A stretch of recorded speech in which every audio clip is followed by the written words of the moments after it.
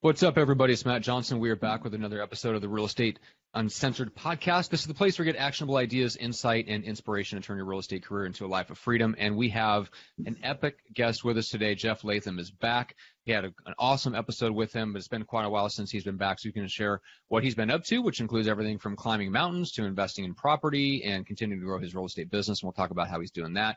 We're going to get into some fun stuff on mindset and how to take on big challenges. And always fun to talk to Jeff. And then we've got Gene, the ultimate bald ninja, the evil bald ninja, is here as always on Friday episodes. We've got a bunch of stuff to talk with him. There's a big announcement on Instagram that we're going to discuss. We'll get to that a little bit later in the show. But first, my esteemed colleague himself, the Junior Grandmaster in the co-pilot seat where he so belongs, Greg McDaniel. What's up today? What is up, Johnson? I am channeling Barry White slightly today. I'm running on about 2.5 hours of sleep, but all for good fun reasons. We signed the paperwork for my new radio show on KGO 810 Talk Radio. This is going to come out in July, it looks like. Then went out and hung out with a nice young lady. And my throat is now killing me because I did not take care of myself when I was already getting sick yesterday, and I should have listened to my body, but it was totally worth it. What an epic Blue Banner day yesterday. So awesome. But, I mean, guys, if you haven't seen Jeff Latham's, kind of his feed, go follow him right now. Do yourself a big favor. You're going to be inspired by this man, what he's done, what he is doing.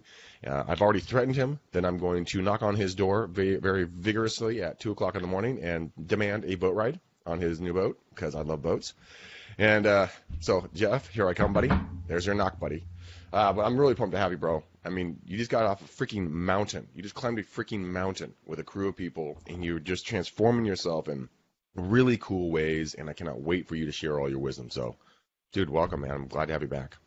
Well, guys, I always love having conversations with you. They're always inspiring, and what I really appreciate about it is you never know what's going to happen, yet they're always awesome. So I look forward to just Matt is so unpredictable. Watching it unfold today. I know. I am the wild card in this equation. It's been said many times. It's really a cliche at this point. You never know what's going to come out of Matt's mouth. Although I will say I did make an STD related joke on one of our recent episodes that the guests had to ask me to cut out. Did you seriously? Yeah. So why don't you do it again? It is. Do it again. Maybe I can. No, I'm not going to do it again. Maybe I can be the wild card for a change, Greg, for God's sake. All right, so we've got Gene with us here as well. Gene, what's up, man? What up, y'all? How you living? We are living large, as always. Sure. All right, so Jeff, let's get back to you because first of all, just catch people up kind of on what your real estate business looks like, just in case they did not check out your previous episode of Real Estate Uncensored, which in itself was epic. And I think you've been on another episode just with Greg, if I remember right. I think I missed one of the episodes, so I wasn't there. So catch people up on kind of like just who you are, where you are, what you do, the basics, and then we'll dive into some fun stuff. Okay, cool. So I guess first who I am is I'm a father of 3 children now, and just had a baby boy named Maverick about 6 months ago. Nice. And yeah, he's a badass. I named him Maverick after Top Gun because I'm obsessed with flying. So just got my pilot's license a couple of weeks ago, so that was awesome. That was a good challenge. Failed the test 4 times, finally passed it. So we'll probably get into that a little bit later with goal achievement. I have a real estate company called Latham Realty Unlimited, and we're over here in Washington State. And last time I spoke with you guys, I was primarily focused on just selling more homes than anybody out there. And it was really ego-driven. I just wanted to win and beat everybody. And since then, we've kind of evolved. And what's most important, where my focus is now, is building out our passive income from our investment real estate properties. And since then, we've bought in the last year about 25 homes. And, we still sell a couple hundred homes a year. And but it's just been a great transition. It's made us more agile. And so when we walk into appointments, I feel like other agents don't really stand a chance against us because we could either sell their home, we can buy their home, we could fix up their home and sell it for more.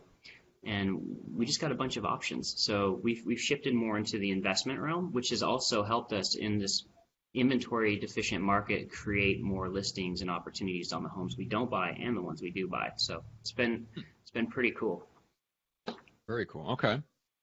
So what was behind? You mentioned just you were really driven to win and just to sell more homes than everybody else. Is there anything you can pin that down to as far as what shifted and made you focus more on your passive income? Yeah. So I'm very competitive, right? I mean, I always like to win. It's just, I started coaching with Craig Proctor in 2009, and for a while there, a lot of people that built teams, we get chased on the units. How many homes have you sold? What kind of volume do you do? And I remember one year I sold like 267 homes, did 84 million in volume with $2.4 million of revenue, and I kept 500 grand. Whoa. And that's a lot of volume to make $500,000 when I can go sell 40 homes on my own and do that effortlessly. So then it just shifted from everybody's talking about GCI. What was your revenue? What was your GCI? How many homes did you sell? And really, none of that shit matters. It's how much money do you keep in your pocket. Mm-hmm. And so kind of climbing that mountain, if you will, I shifted my focus to passive income producing real estate because I want to start building wealth. I want to be selling 200-300 homes a year forever, right? And so eventually... Well, how much of that, take me back just quickly, how much of that was your personal production out of the 260 homes? Do you remember how much of it was your own? When I did 267, I did 0 that year. That was completely my team. But then I had some producers leave, and so I jumped back into production. I knocked down about 50 homes a year myself. Yeah. Pretty effortlessly. Yeah, but... and that's right. Like jumping back into production is no fun, So I totally get that. Yeah. So you mentioned that you're kind of shifting more towards the passive income. So what's the learning curve been like for you jumping into kind of a new arena? I'm curious kind of how you approach that, right? Did you have some experience from investing before? Did you go out and find a mentor? How did you approach kind of jumping into that game? Great question. So I don't know if you guys are familiar with GoBundance. 100%. So I started hanging around with those boys and then joined M1 coaching and really learned to become an investor. And I learned the concept of actually having like a net worth sheet, right? And a one sheet and having the concept of being a 100%er, meaning that your passive income pays for your lifestyle.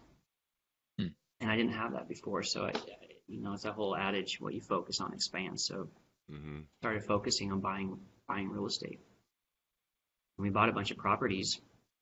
Unfortunately, the market's appreciated in the last year pretty aggressively. So we've done well with those. And then we started buying and flipping homes and stuff like that too. So awesome. I'm reading a book right now called The Answer by one of the guys that was actually in The Secret, and he breaks it down to a physiological level of, thought versus what you receive, and how like positive and negative energies get embedded into your DNA, into your cells, and into your actual essence. And they have multiple different case studies to prove this, which are actually fascinating. And so when you start focusing on what you want and where you want to be, it's not just a whole lot of nice talk. I mean, a lot of people talk about it, but like Jeff, you're a living, breathing example of when you actually put it into work. And I tell your story a lot because in one of our first interviews, you impressed the living shit out of me with the thing that you did to take action.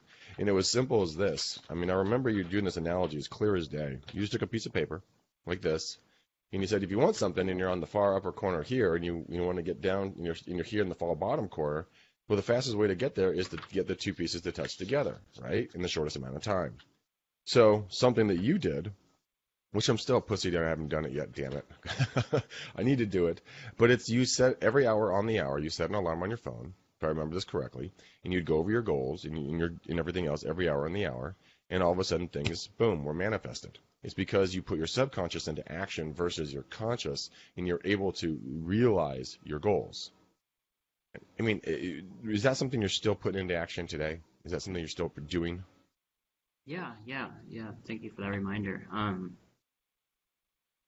We're always looking for the right way or the step-by-step or the formula or the recipe to get to where you want to go. And what I've learned lately is you just say yes and you figure it out later. Right?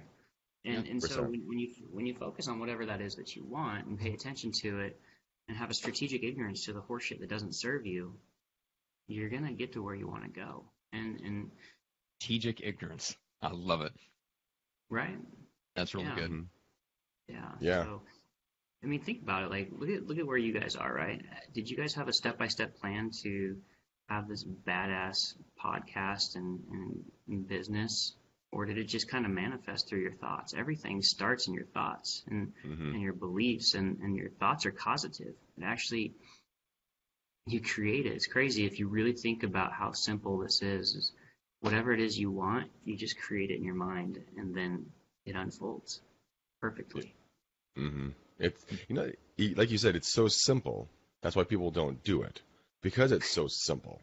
We have to make difficult processes, however you want to say it, for us to actually want to go through with it. But if you just think about it in a consistent state of mind on a daily basis, and just put positive energy towards it, and believe that you already have it, not that you're gonna have it, that you already have it in the present tense, it manifests itself into your reality, because your subconscious mind has no way of not knowing the difference between reality and fiction if the energy is there.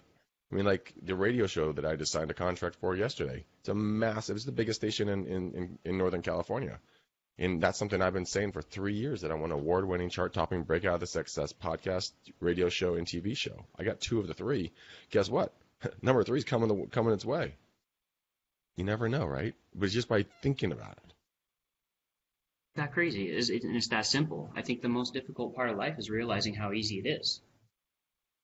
So let's break it down simply for everyone who's listening to this. How did you start? Did you start something small, or did you start something really big? I'm gonna share a little story with you, okay? Sure. When I was 17 years old, it was New Year's Eve, and I was driving down the road, and I think I had half a beer, and my buddy threw a beer can out the window of the car, and an oncoming car was coming, and it happened to be a cop. Pulls me over and gives me a breathalyzer, and I think I blew like not even half a beer is. There's no way I was even over the legal limit, except for I was 17, right? Mm-hmm. And so he handcuffed me and took me to jail for my folks to come and get me, right? Now this wasn't a DUI, but I was just underage, right?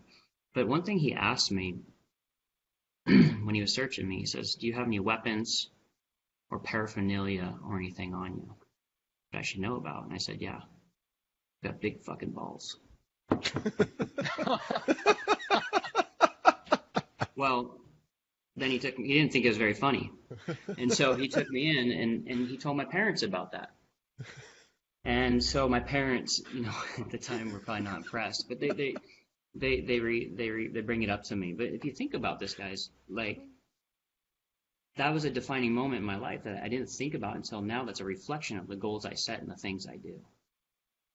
So it's a long way to answer your question, Greg, is I just believe I can do it. I can climb that mountain. I can go do an Ironman. I can get my pilot's license. I can go buy that big ass boat. I can go create whatever it is, because I've got the balls to say it and go for it. Mm-hmm. And I believe it. Mm-hmm. And if other people have done it, then I can do it. Yes. And so my buddy Hal Elrod, he wrote that book, The Miracle Morning, and he was a big catalyst to my personal development and growth. And I remember he ran like an ultra marathon or something, and I told him, I said, "If you can do it, I can do it." He's like, "Thanks, buddy." And not that he's amazing, right? But I'm just sharing with you, like, if somebody has done something, I can do it if I wanted to. Yeah. So the thought of this stuff is you just say yes and figure it out later. So you just say you're going to do it, and I declare it, and I'll do it on Facebook land to kind of show people, so they watch me. Say, I'm going to go do an Ironman, or I'm going to go buy a boat or a yacht or a dirt bike or whatever. And then they watch me, they laugh at me, they think I'm full of shit, and then I do it, and I document it, and they're like, "Holy cow, he actually did it." Mm-hmm. But the cool thing is I don't do it to be like, "Look at me, I do it," because then they think the same thing. They're like, "Well, if Jeff can do it, I can do it." Mm-hmm. You're a leader. You're an inspirer. Yeah. That's the thing about, like, a bunch of the comments are coming in on the side here that you're very zen. I love this guy, because they can feel the pure energy and power off of you, that you're not some foo-foo wackadoodle, smelling your own farts and enjoying the aroma. You actually go out there and do this. I mean, you're legit OG. I mean, you say it, you do it. End of story. So, I mean, Jeff, to challenge everyone out there, right now listening to your voices, you're not in multiple voices, you don't have multiple personalities, to our voices and to your voice, I would like to, issue a challenge if you guys would accept it. If he can do it, every one of you can do it. And you guys who are listening to this right now, Jeff's nodding his head. You're like, yeah, dude, you guys totally got this. So pick something small. Pick something that's just outside your reach, and just start believing that you can achieve this small thing. And then watch it manifest into your life. Jeff, seriously, dude, I got my pad of paper out. I'm writing shit down. I'm like, God damn it, this guy, if he can do it, I can do it. So I'm writing shit down. You can, right? I know. That's what I'm saying. Yeah. So, I'm curious, Jeff. I want to talk about kind of the role of focus for a second, if we can, because you've got. So, tell me about how you kind of balance. You got the real estate team, and that's operating at a certain level. I feel like in business, a lot of your focus has gone into kind of learning and then applying what you learn in the investment game. And then you've got your fitness, and you're always doing something physical that you're focusing on. So I'm just kind of curious, like how much do you immerse yourself like in one thing at a time and really dive deep, or do you compartmentalize things so that you can like just deeply focus on one thing over here for a couple hours and then move on to something else, like get out and do something physical? Like how much do you really just dive into like one thing and like disregard everything else, or you always kind of have 3 to 4 multiple things going on? Yeah, it's interesting. Share with you, the pilot's license was probably one of the toughest things that I've had to accomplish. And it's because I did the work and I flew and everything and I got 80 hours in. But when it came time to do the class, I just didn't want to do it. I thought, you know what, I'll read the books and I'll pass the test. Okay. And I flopped that test 3 times. Not because I'm a shitty pilot, but it's because I had a baby in between there and I just wasn't very consistent. But I'll tell you, I got it on the 4th time and I wasn't going to quit or give up yet. It was like an 800-pound gorilla. It paralyzed me for about a month because I had to knock that domino down before I could get back into my fitness and shit. So what I'm sharing with you is I got off my routine for a bit. And I went and climbed a 10,000-foot mountain 2 days ago, and I paid for it. But it's good to be able to still do that because I still maintain my health through eating clean and staying lean, and I know how to leverage my energy when I'm doing a 15-hour endurance test. Now, what I normally do and what I'm back to now is it's kind of the one thing for each area of my life, right? Faith, family, fitness, and finance and business. And the money is made in the general's tent in the morning. Okay. And everything is. It's that 30 minutes, that hour in the morning before you start your day. I just look at it like, what's the most impactful step I can take today for my business, for each one? Like, is there a house I can go buy? Is there a house I need to go sell? I'll go get my ass to the gym and then drink a green smoothie, right? Can I have some words of affirmation for my children or wife? What's the one thing I can do in every area? Knock it out and flow, because you can get busy getting busy, doing a bunch of shit, making a bunch of outbound calls, pounding the phone, or you can just find the biggest lever you can pull and get the result. It's like the bazooka versus the AR-15 or a BB gun, right? If you take a bazooka and hit your target, you'll just smash it. And what is that big lever that you can pull for each area? And when you just spend a half hour in the morning focusing on that, then and execute on that action, that activity, the results will follow. Yeah. So can I jump in here? I want to ask a question. Yeah, please. I'm intrigued by this. So Jeff said a couple things already that really sparked my attention. I'm actually halfway through the Miracle Morning right now, and I've been researching and talking to guys inside Rock Thomas's M1 and all that stuff. So like these things are all things that are in front of me on a regular basis. And one of the things that you're saying that I'm noticing a lot of people do successfully, and I find myself really struggling to get down, is what does the first 30 to 60 minutes of Jeff Latham's day look like from a repetitive routine process? So in other words, what are 3 or 4 things you do the first 30 minutes or 60 minutes of your day that you won't give up for anything? What are the most important things to start your day? Sure. Drink water first. First thing I do when I get out of bed is I drink water, right? Hydration is so important. And then I go and, I'll make my coffee, and then I just go and sit down with my high-tech organization device called a notepad. And I look at it and I find out, I'm like, what's the one thing I can do here on this list that will just make me win the day? And I figure that out, and then I'll go and execute on that later on the day. And then, I do the best I can to be consistent with meditation and obviously visualization. I'm always dreaming about stuff that I want to acquire, goals I want to accomplish. And then I just go work out. What's that? That visualization process, what's that look like? Is physically, what does that look like? So, like, the kids look at you in a corner, sitting in a corner with your eyes closed, or like, how's that work? It's me. Like, I hop on Pinterest. I used to think that was for chicks, and I go on there, and if you go on my Pinterest thing, I've got like pictures of helicopters or boats or dirt bikes or what, for stuff, right, that I want to acquire for the experiences. Dream board. Yeah, that's my dream board, and I just focus on what I want, and then I get obsessive around it. Like, I'll give you an example. The last thing I wanted was a dirt bike. I wanted to get a Husqvarna 501, which is basically a KTM 500. That way I can ride it in the woods and then turn it into a mountain sled and ride it up mountains. Wow. But I became obsessive about it, and I watched videos on dirt bikes, and that's all I was doing is watching videos on dirt bikes, looking at pictures of dirt bikes, and then I went to the dirt bike store and ended up buying a dirt bike, and it was actually an electric dirt bike. It's called an Alta. And it's the fastest dirt bike I've ever ridden in my life, and it scared the shit out of me. And when I had that feeling, I was like, I want this, and I bought it that day, right?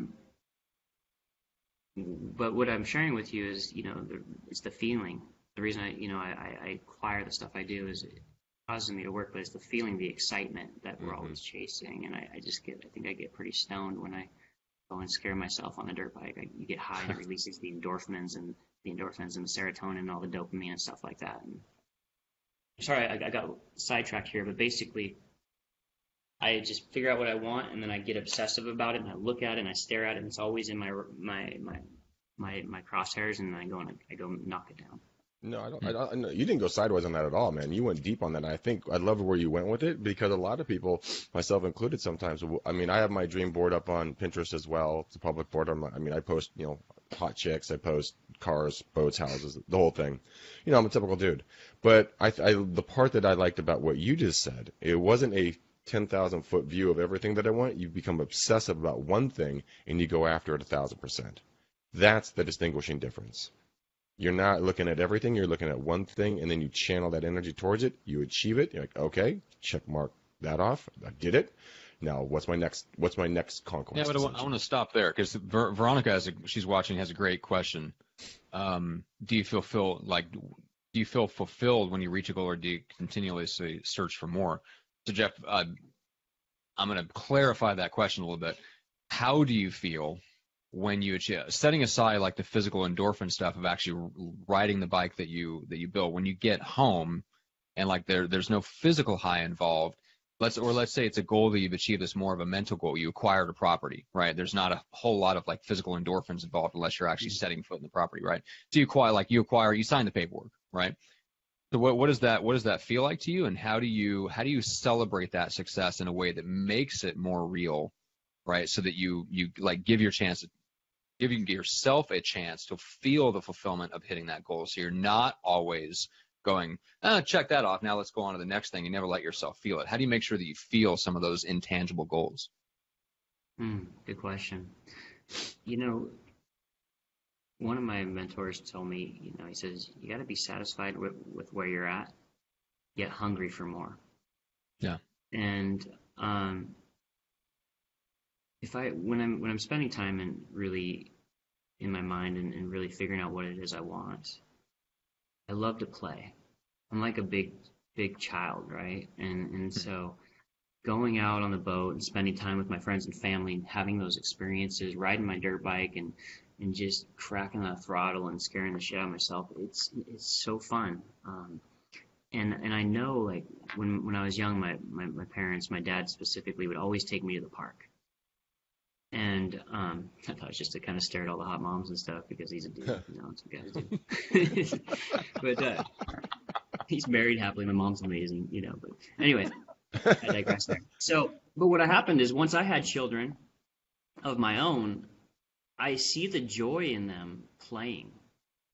I see the joy in them when they're swinging for their first time or they're running. They're always happy. They don't stress out about having to pay bills, sell homes, overhead, people's other problems. They don't give a shit. They're just happy. And, in the Bible, I think it says the pathway to heaven is to be like children. And what I found is I just love to play.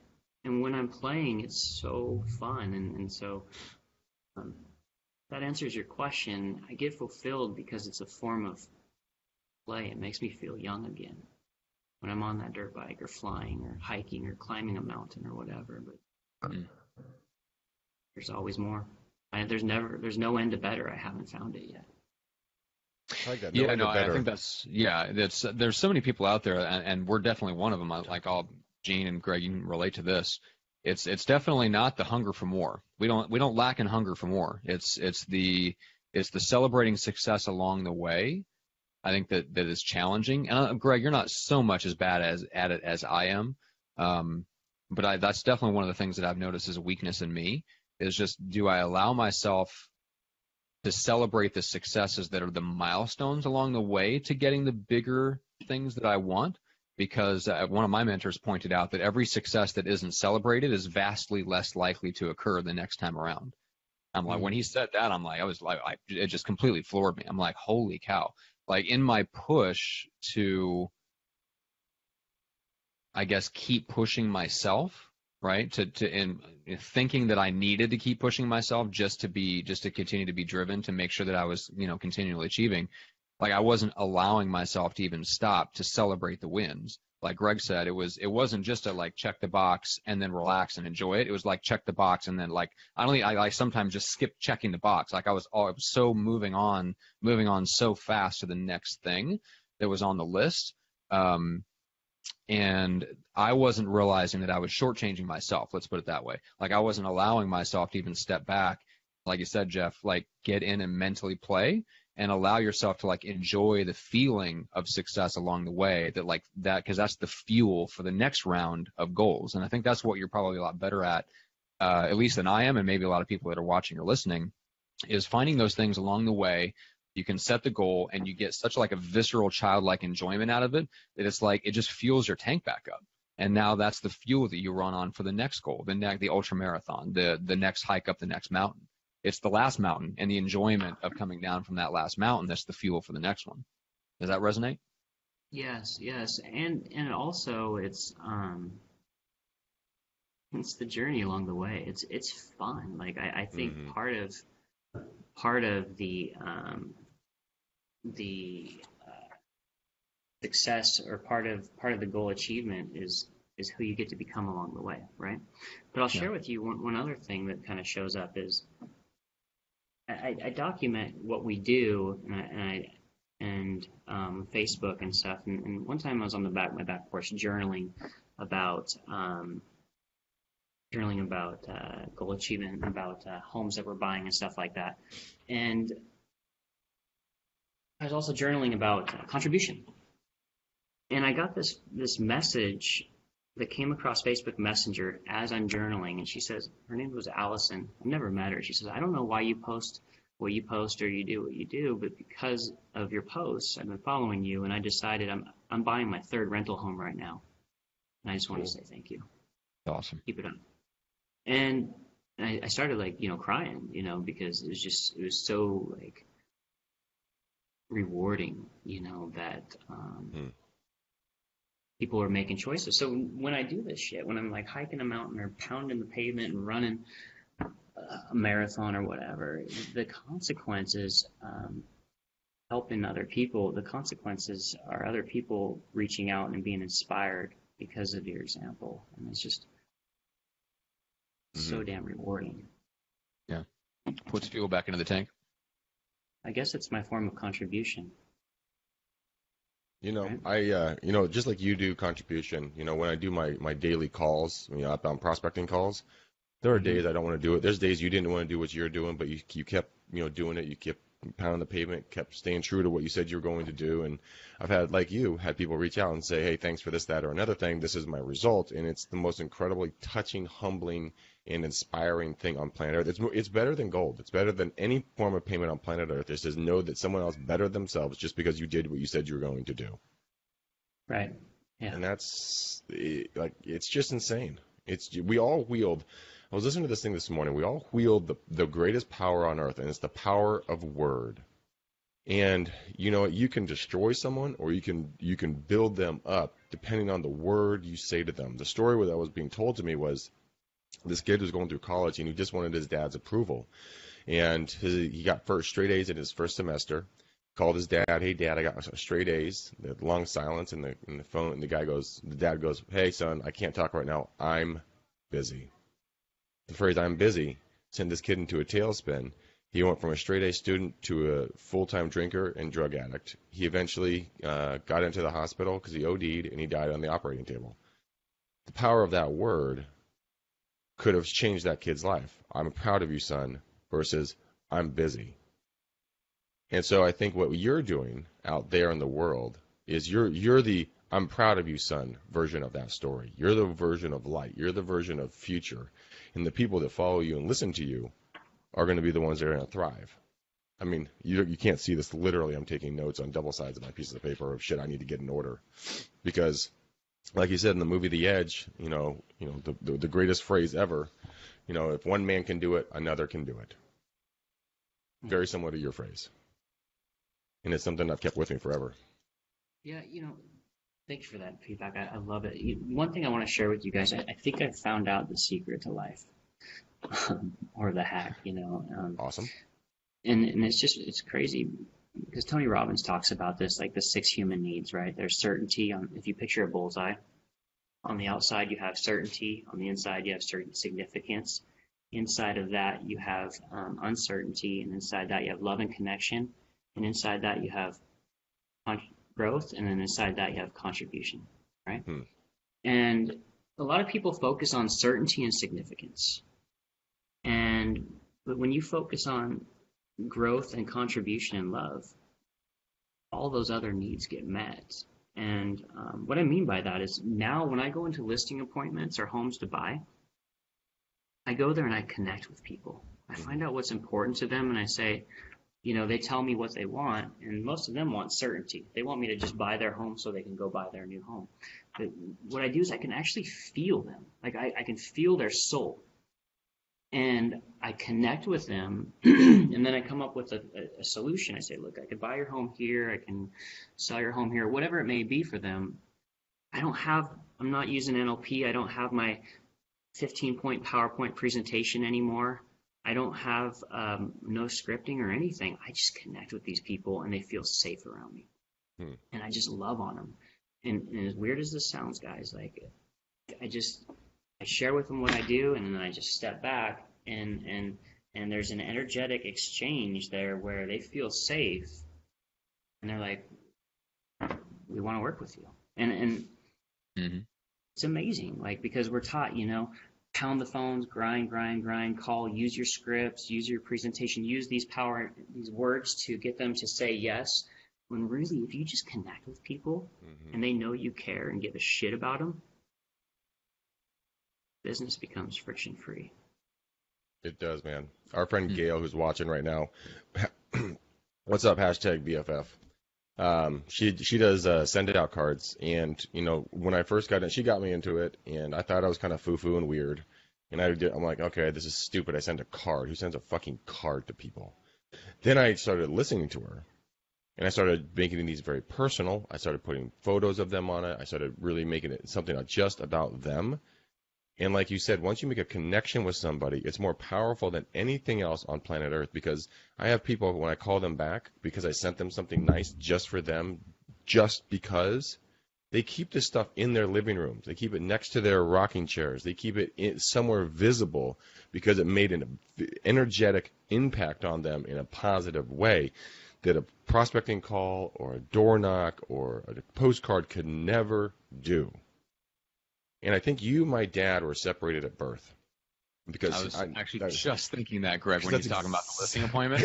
That is Exactly. 100%, I guarantee you, what the Grandmaster does in a listing appointment. He does. He just makes him feel comfortable. That's exactly what he does. He sits there and just crosses his legs and just bounces his leg and just doodles on the other side, just bouncing his leg in his khakis. And he just lays back like he's in his own living room.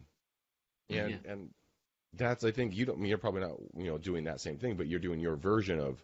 Yeah, but here's the place where it comes from. I think why it works, Jeff, is it has to come from literally a genuine place of contribution, right? You have to be, which there's an element of being secure in yourself and secure in your business, like to get to the point where you can do that genuinely, like where you can literally walk in. Jeff, you're at the point, and so is Greg's dad, where they don't need the business necessarily. They don't need that piece of business. That doesn't mean it doesn't tie into your other goals, right? But when you walk in there with the mentality, I'm guessing, that what's more important to you is your own sense of conscience agreeing that you did the best thing and gave them the best piece of advice for them, regardless of whether it made you money or not, if that makes sense. And so you go in there with that intention. That comes across very differently than when you go in with the intention of, look, if I don't walk out with this listing, I failed. Mm-hmm. Right. Now, that's not to say we don't want to go in there with the intention to perform our best or do our best or connect our best or whatever the case is. But it is a very different mentality than walking in there and going, look, I'm fine. Now, what's best for these people, and how am I going to build that connection and contribute to them? And that's what I've always loved, Greg, about your dad, is he has that, and it's extremely genuine. And I think that's part of why people don't just like your dad. They don't just kind of think he's okay or he's all right. They love your dad. That's why. I talked to this gal, Jill. She, check this story out. I don't know if you guys have heard this yet. So 15, 20 years ago, my mom and dad were up at their country club. A gal that worked there, her name's Jill. She lives in Alamo, where they live. They had a 360 burrito or some sort of burrito shop had just opened up. High-tech burrito just opened up. My dad goes, Jill, have you ever had the Godzilla burrito? And Jill's like, no. He's like, you got to come down. My mom and dad put her in the car, drove her downtown from the country club where there's really nice food, drove her down, bought her a burrito, and that made such a big impact on her. 20 years later, when I did an outbound prospecting call to her, she's like, you're Terry and Sally McDaniel's son. Did you know that they bought me a burrito the first time when it first came out? And I'm like, you got to be shitting me. That works. But it was that genuine connection, the small things. Matt, you remember the lemon story, from Australia, with Matt. Remember that he was going after that? You remember the old guy didn't have the lemon for his. Matt Steinway. Yes, not the story your dad told. You're talking about Matt Steinway's story. Yes. Just him. The small thing of the guy was missing a lemon for a recipe. His kids had bought everything at the grocery store. They missed that one thing. So he calls up his business partner real quick and says, "Hey, go to the grocery store right now. Buy lemons. Bring them to this address now. Do it." Yeah, got the listing. Yeah. Nice. Yeah, 79 cents. Doing something nice for somebody and for genuinely contributing. So yeah, I love that approach, and it's a journey to get there. And Jeff, how long would it take? I'm curious, just kind of what your journey was like. How long did you start, like from the time when you were in real estate to the time when you kind of finally broke through to where you could walk into a listing appointment like a Zen master and just focus more on them than you were focused on yourself? Remember kind of when that breakthrough happened? I'd say it's probably recently, because Really? all my coaches always taught me you got to have the best PowerPoint presentation. I mean, I have my team so dialed in on scripts and dialogues and the presentation and everything, and I'm just learning to unlearn that shit, that I learned. And I mean, it works. It just doesn't feel right. Like, open up your computer, huddling around it, pushing the buttons and taking them through your slides and showing them your 32-step listing process and all this horse shit that they don't even give a fuck about, right? Mm-hmm. I mean, so sorry, I got a little passion there, but you guys, it's just like Bring it. The secret to life is love. You said when Greg's dad, they don't like him, they love him, right? Love. I'm telling you guys, That's the fucking secret. When you care about people, you don't have to worry about selling shit. And it's so amazing. People like being a newer agent. There's newer agents listening to this. Sellers can smell commission breath a mile away. Yeah, they can. They can smell your hunger, right? And if you just go in there and you're committed to helping them but not attached to it, you just come from a position of power because two people can't pursue each other. You're either the prize or the prisoner. And if you just come from a position of just not really giving a fuck, but do giving a fuck about them, then it just works. It flows. It's kind of like, I don't know, Greg, like, I don't know if you're married or not, but, you know, like if you go after a girl and like you're aggressively pursuing her, then it's a little bit more challenging. But if you're just kind of cool and confident in yourself, it shifts. You're like, well, wait a minute, what's up with this guy, right? It's an energetic flow. Dance, yeah, 100%. You know, that's the funny thing about it is that, I mean, I actually went out with a chick last night, and you know, that's the same thing. I just chilled out, just kicked back. You know, we just let the natural flow of the conversation go. And dude, we went to a baseball game. She's like, let's go get another drink. Let's go do something else. The flow kept going because it was the back and forth energy flow, and it was a really good, honest, fun, legitimately nice time. And it's because it wasn't forced. And I think what people need to wrap their heads around is that when we say energetic flow, some people think crystals and incense and woo-woo stuff. It's really not. It's not at all. You can feel, you know, what the shifts are and changes are when you're around somebody. Like, Jeff, you know, confirm this with me, but when you walk into a room where you're around someone, you get that icky feeling, like you get that twinge in you, like, oh man, I'm not so keen on this, but it's my job. I'm gonna go do this. You got to start listening to that stuff. Or if you get that nudge to go talk to that person or to go to this restaurant or to take this action, you need to move forward on that. That's intuition. That's you telling you to get your ass in gear because there's something there. Yeah, yeah. You're spot on. Your gut instinct is so much more. There's more intelligence in your gut than there is in your brain, right? And when you stay with your gut and your heart, you know, if you're in your head, you're dead, right? And you get into your heart and really, and you can feel everything. And somehow that got beat out of us in school, grade school or something. But it's just unlearning all this crap that we've been taught to become children of God, like we were born, right? I mean, kids, they don't have any fear. They know everything. They know how to feel, but they don't worry about shit. It's just, it's crazy. Like, it's instinctual. We are so much more powerful than we realize, but when we get up here, we just screw things up. It's all about the feeling. Yeah. You can feel it. You just got to have the awareness and get back to it. So what's a book that you'd recommend or someone to follow, a podcast to listen to? I mean, how can they start wrapping their head around this? I mean, would you, what's a good Abraham one is Hicks? Ask and It's Given. Have you read that one? No. It's by Abraham Hicks. I was just going to say Abraham Hicks. Yeah. I was listening to some of her stuff today. It's pretty deep, but when you start thinking about it, it's some good shit when you really think about it. Yeah. Ask and you shall receive. Ask and It's Given, right?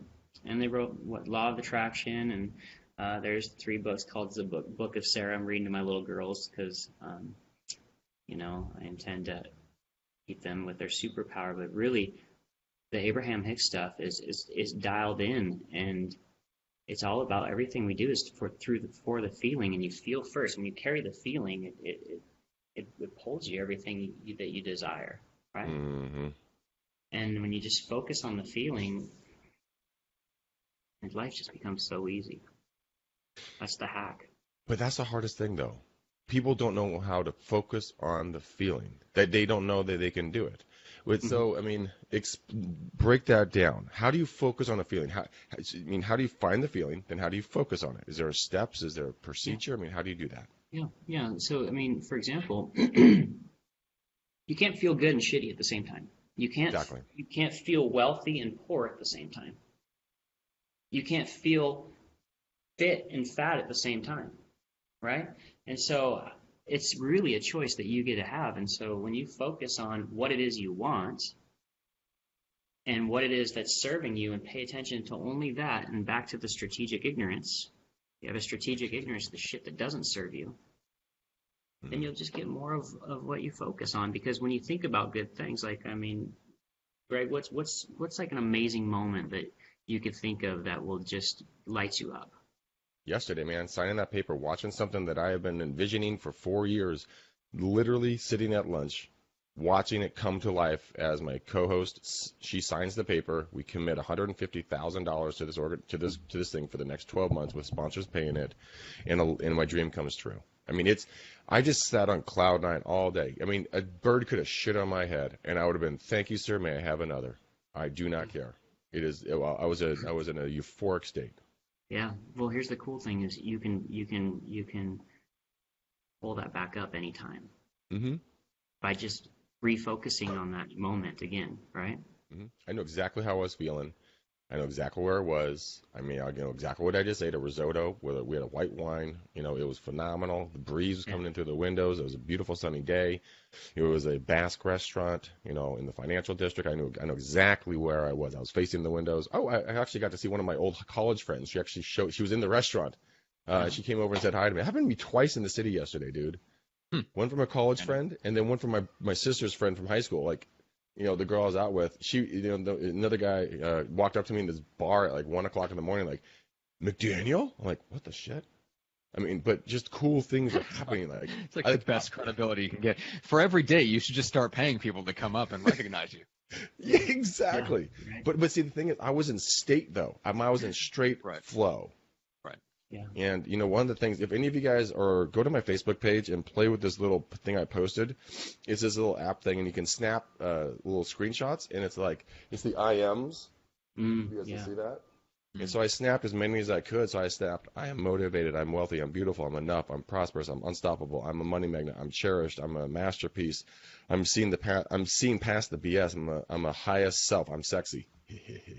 Yeah. But I mean, I say I am to myself every morning when I wake up. I go through these things and I just rattle off I am, blah, blah, blah, blah, blah, everything powerful and positive. And I get into a different level of feeling, emotion, mindset, because my subconscious is primed for good, not bad. Yeah, that's it. That's the superpower, buddy. You were all these synchronicities were showing up for you because you were plugged in. See, when you're feeling good, you can't have a bad day. You can't. It's impossible. Right? And so it's as simple as just you think about good shit, and the good shit happens. You think about bad shit, and more of that shows up. So when it comes in, it's having the awareness to be like, oh, here comes a shitty thought. Boom, I'll let that one go. Oh, here comes a good one. I'll grab that. Here comes another good one. I'll grab that. Oh, here comes a shitty one. I'll ignore it. You know, in the Bible it says turn the other cheek, right? And I think what I mean by that is don't give it your attention. Shift your focus. Right? Don't pay no attention. Have the strategic ignorance to the thoughts that don't serve you. Because we all have good thoughts and shitty ones. I thought it was about your rear end. What? What's that? I said, Greg, this whole time you thought that scripture was about your rear end. Turn the other side. But yes, I'll quote scripture in kind. Like Paul said, to essentially stand guard at the gate of your mind, which is, man, that's really tough to do. But yeah, 100%. That's when you talk about not being able to feel like two different emotional states, that's 100% true. The problem is the reason our emotional states shift so much and we allow them to shift and then we stay in the negative state so much is that right there, you nailed it, Jeff. It's when the thought comes, the thought is going to produce the emotion. We know it's going to, but we indulge the thought anyway, and we don't just let it pass and float right on down the river. We haven't talked about it on the show a lot, but we probably need to do an episode about this, like just over-identifying with our thoughts, right? So, Jeff, you talk about how that negative thought comes in. You just kind of you let it pass. That's not Jeff. That negative thought is not Jeff. You don't internalize it as, oh, that's me thinking that. Just let it float right on down the river. And that's a great way of looking at that and taking some distance and separating yourself and going, that's just a thought. If I grab hold of that thought's going to produce an emotion that I don't want. So how about we just stop that right there and let the thought go? And it's not easy, but it is something that we can work on. It's like a skill and a muscle that is built over time, right? Yeah, when you have the awareness to know that you are not your thoughts, and you get to choose which ones you try on, It gives you power because most of our thoughts are negative, and it's because of survival. Our brains are built to keep us alive, and so they're always looking for the threat of what's going to kill us. When you understand how that physiology or whatever it is works, you can just eliminate disempowering thoughts and or not pay attention to them the best you can. I mean, I still have shitty thoughts, especially after having 10 beers the next day, right? You get into this mode where you're like thinking shitty things, but you get the awareness around it and you're like, okay, I'm not going to do that again. Or here comes a bad thought, boom, let it go. Yeah. I love that. It took practice for me to let the negative thoughts go. It really did, because I talk about this all the time. I do the Sedona method, and I do it every day, multiple times a day. I have a negative thought come in, I address it, then I ask myself 3 questions. Could I release it? Yes or no? Yes. Would I release it? Yes or no? Yes. When? Now. I breathe it out, and it's gone. I feel it leave my system. Yeah. It's so, I mean, Jeff, the first time I did it, it was like 1,000 pounds rolled off my shoulders. I could physically feel the weight come off of me, and it never came back. And I'm like, okay, there's something to this. I will keep going with this study of energy flow and oneness and mindset and, all this other stuff. It's cool stuff, man. It really is. It's not like this. I keep telling you guys, it's not this woo-woo weird shit. Go check this shit out. You guys seen how successful Jeff is? Shit. I mean, he's not talking out of his ass. He's not a freshman college girl, guy going, I read this book once. No, he's like, bitch, I got a pilot's license, I got a boat, I'm really successful, I buy a shit ton of properties, and I have a beautiful, wonderful family. Top that. And it's because I went towards it. That's when you drop the mic, Jeff, and just walk out the door. He just dropped the mic for you. This upgrade here, this upward spiral of life. That's right. Amazing. Well, Jeff, what's the best way for people to connect with you? And then I want to turn to Gene for a second before we hop off. They can just hit me up. Facebook Messenger is probably the best way to get me, or Facebook, friend request me. And, okay. I dropped the link for everybody that's watching here live. I dropped the link to your Facebook profile, Jeff, so people can connect directly to you. If they have a referral in your area and they want to send somebody to your team, what's the best way to do that? What area do you guys serve? We service pretty much anywhere Seattle north of Canada, so they can just, same thing. Facebook's, that's just the easiest way to get me, I think, because it all goes directly to my phone, right? Email, I get 100 emails a day, so that's not going to work. Yeah. All right, Facebook Messenger. Yeah. Awesome. Cool. Well, Gene, I know we wanted to chat a little bit with you before we jump off. You've been strangely silent. You're a fellow deep thinker, so I'm surprised you didn't jump in a little bit more. Hopefully you had felt the freedom to, because we want you to jump in. But anyway, any final thoughts? I know we can talk a little bit about the big Instagram announcement, but anything else you want to touch on before we do that is fine too. No. This stuff, I'm taking it in, man. I'm me, when I'm quiet, I'm typically learning. I'm listening, and I love Jeff's approach. I love the whole, I'm a big fan. I'm a big believer in the secret, and for me, it was a difficult thing to get the old visualize it and it'll show up, and my 220-pound ass was sitting on the couch with a beer wondering why it wasn't showing up. And so you have to shift your mindset, and it takes a little bit of learning, but I'm a huge fan of, like, when you visualize it and you set your day up, emotions and things like that really drive me, right? I've learned over time, and even I have this conversation with my wife twice a week. I'm like, as you go, I go. When we wake up in the morning and you're in a terrible mood, my whole day goes to shit.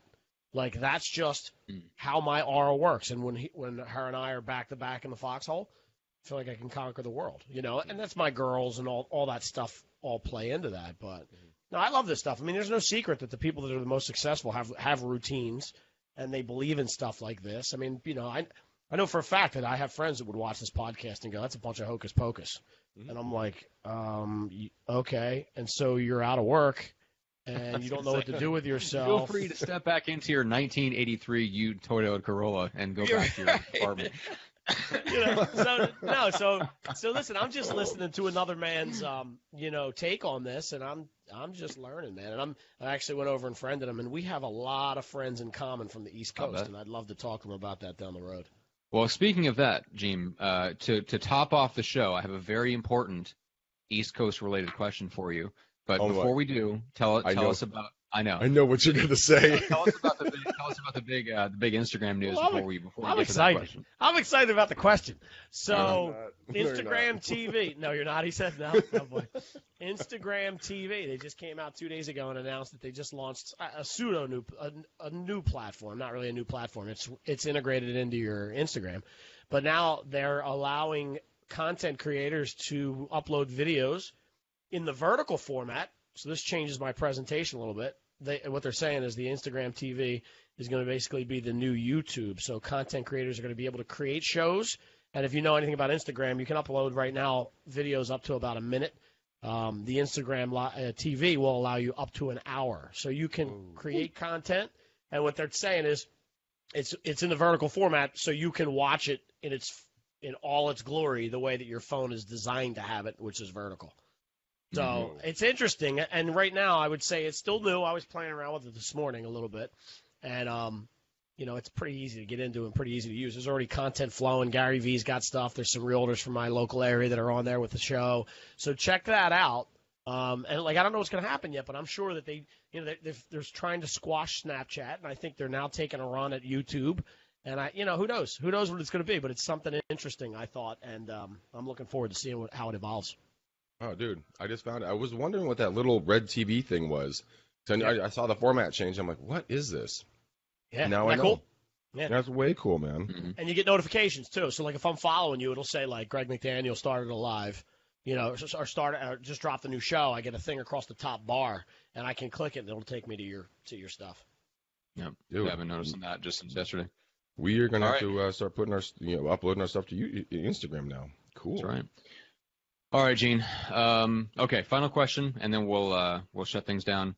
This is from Paul Franklin. He says, Gene, Jesus. have you ever been shot in the face with a hot dog at a Phillies game? Dude. We love you, Paul. Thank you for that incredibly insightful and thoughtful question. Do you know why he asked that question? No. I have no idea other than I'm assuming you're a Philadelphia Phillies fan. Oh, yeah. So, listen. If there's backstory, I don't know. I just got a kick out of the question. There is backstory, and it's quick. So 2 nights ago at the Phillies game, you guys know who the Philly Fanatic is, right? Sure. So the Philly Fanatic runs around the stadium during the commercial breaks and in between innings, and out of a cannon shoots hot dogs into the stands that are wrapped in duct tape. And this lady took one right in her grill. She's black and blue. Oh, dude, Google it. Google it. It's hilarious.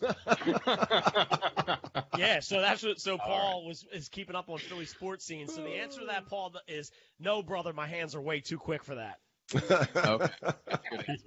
All right, Greg. What's the best way to connect with you, and then we'll put a nice bow on this one. Guys, go to bookmcdaniel.com. Again, that's bookmcdaniel.com.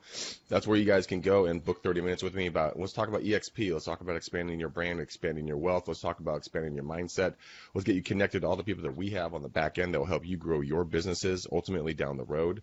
So, go to bookmcdaniel.com. Book 30 minutes with me. Let's talk about EXP. Let's see if it's the right fit.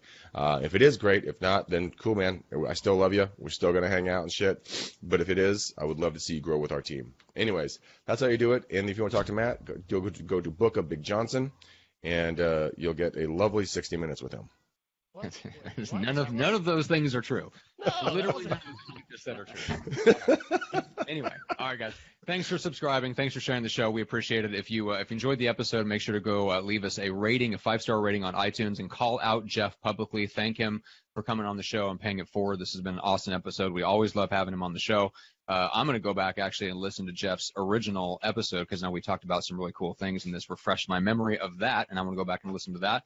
You guys can do the same thing on iTunes or our website. You can grab it on YouTube. Just look up Real Estate Uncensored and Jeff Latham, and you can find his previous episodes with us. So awesome, guys. Well, in honor of your shirt there, Greg, I feel like we need to put a nice bright blue bow upon this episode. I think we should. And just so that everybody knows, I'm wearing a big old Superman shirt today. And I'm wearing this for my big boy, Jeff Latham, because you're my superhero, buddy. Jeff, you are literally a legend, my friend. You astound me and everyone watching. Thank you for sharing your wisdom. Thank you for sharing your mindset. Thank you for sharing where you are mentally, emotionally, physically, and spiritually. It was a refresher. It was a it felt good to have you on the show, man. So we're going to have you back again. Gene, you're a legend in all of our minds. Thank you, my evil bald ninja brother from another mother. I'll take it. See, Matt, I'm nice to Gene. And then there's Gene. That's a refreshing change of pace. I don't know. All right, guys. And my esteemed co-host is a legend in all of our minds as well. Go watch his new podcast, UX. It is going to be phenomenal as it comes out. It is going to be, well, just go watch it, download it. And until next time, guys, peace out, ninjas, because I can't yell. We gone.